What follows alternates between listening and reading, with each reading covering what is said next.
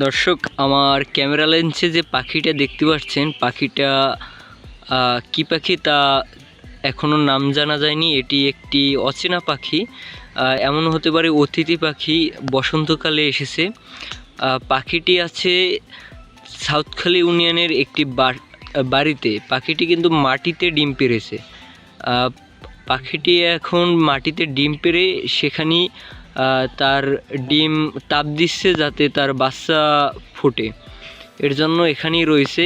আমি কিন্তু তার পিছনে এসেছি, সে এখনও টের পায় নাই, এর জন্য সে এখনও জায়গায় বসে আছে। এবং জায়গাটি কিন্তু একেবারে সুন্দরবনের মতন, চারপাশে কিন্তু বাগান, তারপর ঝোপঝাড়, এমন একটা এলাকা।